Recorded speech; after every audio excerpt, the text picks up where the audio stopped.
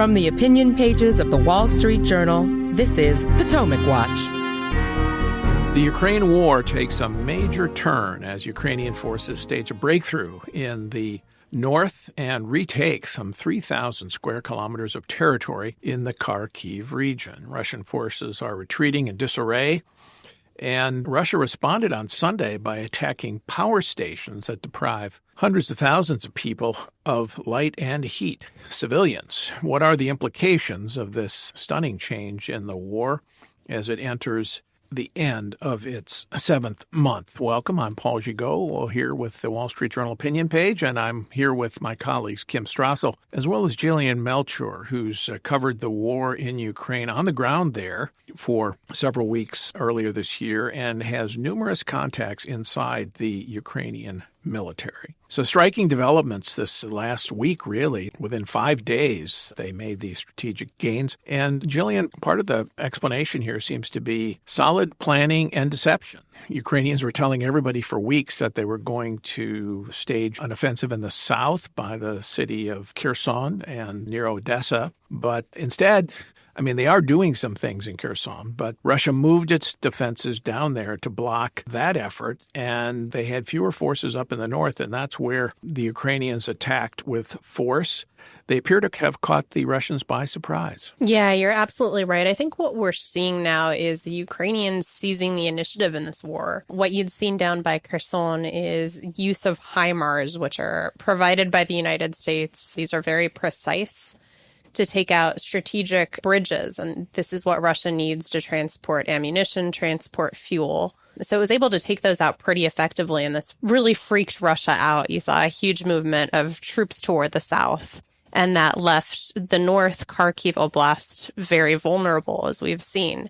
And I think right now Russia's kind of between a rock and a hard place as the initiative is going in Ukraine's favor, because they can try to rush troops up to reinforce the north, to establish a new defensive line. But the downside of that is they might end up leaving the south vulnerable for a similar counteroffensive. So it's really quite remarkable. I think Ukraine's done a lot with the 16 HIMARS that the United States has provided. It's using them in a really creative and strategic way and pushing the Russians back and actually reclaiming occupied territory. Yeah, Kim, the effectiveness here of this recent action does vindicate the Ukrainian claim, which they've been making for months, of course, that if you just provide us, the West, with the weapons, we'll make good use of them, and we can actually win this war. The HIMARS we were reluctant to give. I think we've still only given them, it's a rocket system. It's a multiple launch rocket system, and it has longer range than the previous artillery that we'd been provided. And it is, as Jillian said, very precise, and they've been targeting logistic nodes, command and control centers, and reaching deeper into Russian territory. Whereas for months, starting in April, when Russians had given up on taking Kyiv, they moved to the east and then just made it into a battle of attrition and slow advance using their longer-range artillery and their greater artillery. Suddenly now the Ukrainians can make it a fair fight. So I think this does vindicate the Ukrainian claims and also the U.S. and European support. Yeah, complete vindication. They have said from the very beginning, please give us more advanced weaponry, because for a long time we were sending things that were necessary, certain vehicles, munitions, small arms, etc. And they need those as well, too. But they said that the real problem all along was they could not go toe-to-toe with Russia's rocket systems, which allows Russia to target deep into territory. They needed to be able to do that as well, too. And one of the things that they've done, as you said, not just the precision, but the longer range, it means that they've been able to cut off of Russian methods of resupply by firing behind their lines and really cutting off the Russian ability to get more troops and more ammunition to where they need to go. So, yes, total vindication. I think that the other thing that's been really important here, you mentioned a deception campaign, but also let's not underestimate, you just can't say enough about Ukrainian morale. You have seen a complete mismatched force here in that you've got a country of Ukrainians that is fighting for their freedom and very united in that. And then on the other hand, you have Russians that have just essentially been dragooned into this, fighting on foreign territory for a war that they don't particularly understand, with very poorly trained troops. That is a recipe for disaster. And you've seen it.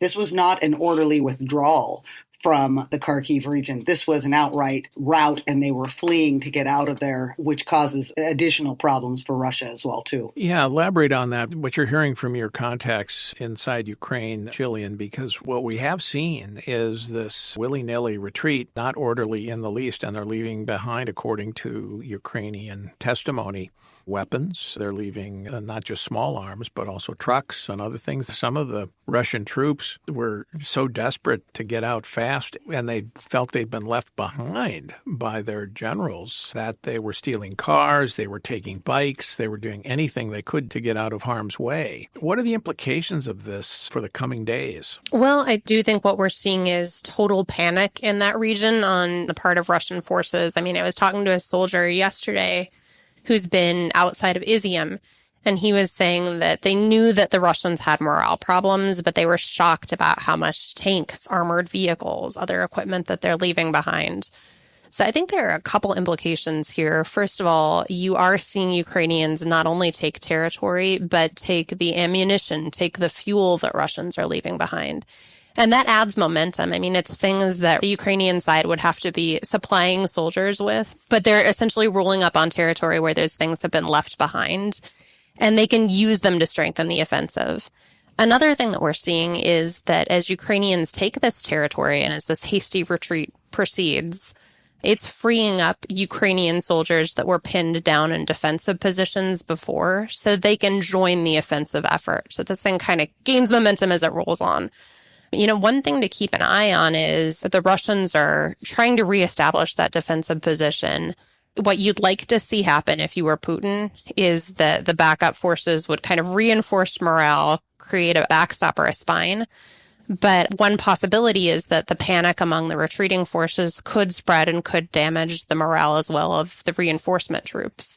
And then you'd have a bigger problem on your hands. Is there a danger here with Ukrainians advancing on a really broad front that they will get overstretched? I mean, it's a cliche in warfare. The army is only as good as its logistics, that is, its supply lines and its ability to get gasoline, weapons, and the backup you need to be able to fight. They're now advancing on a very large front in the north, a lot of territory. And I wonder if they can keep that because, you know, we've seen in so many conflicts attack and then counterattack, Kim. Yeah, there's a number of challenges to the Ukrainians at the moment. First of all, as you mentioned, it's the manpower and the munitions to consolidate these gains. It's one thing to roll over territory, gobble it up. And they have, I mean, by the latest accounts, they have retaken 30 Russian-occupied settlements in the last 24 hours alone. But once you retake that territory, you have to be able to defend it and keep it. And don't forget, too, that we still have a war front going on in the south.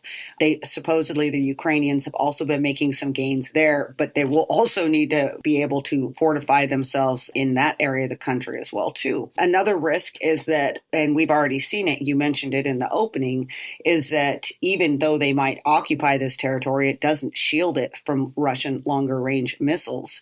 And Russia has already indicated its willingness to rain death on city centers, etc., hitting electricity plants, going after things that could really hurt civilians. So we should be celebrating all of this, but we should also be very clear-eyed about Russia's ability to continue causing great harm, even if it isn't physically located in the area where it is, and also the risk that it fortifies itself and takes some of that land back. One of the big questions is how far will Ukraine go here? When you look at the new lines where Ukrainian troops have advanced in the north, they're very close to the Russian border now. Do they go all the way up to the border and push Russian troops across the border? How far do they attempt to go in the south and in Donetsk and Luhansk, these other regions where Russia still has significant force? President Zelensky said last week that he wants to push Russia all the way out. He wants them out of all of the Donbass region, which they took in 2014. So going beyond the Russia-Ukraine line that prevailed when Russia invaded again on February 24th, and even pushing the Russians out of Crimea. Now, that is a much larger undertaking, Jillian, and I wonder if what Western advisors are going to be telling Zelensky and his generals about the prudence of that. Yeah, well, I think Zelensky's under a lot of political pressure to do just that. If you talk to Ukrainians about what they'd be satisfied with at the end of this war, they want to take back every bit of territory. That's something that I hear pretty much universally, that Ukrainians want to drive the Russians out. One obstacle to that, however, is going to be that the West has imposed constraints on Ukraine using the arms that the West is providing to strike within Russian territory. And what that means is if they really want to push back to the border, we've seen them within Ukraine using those weapons to target the supply lines, the command centers, the logistic posts. But if you were really to push up against the borderline, you'd have to hit some of those places in Russia. So that's going to be an obstacle that the Ukrainians face. That's something to keep an eye on down the road.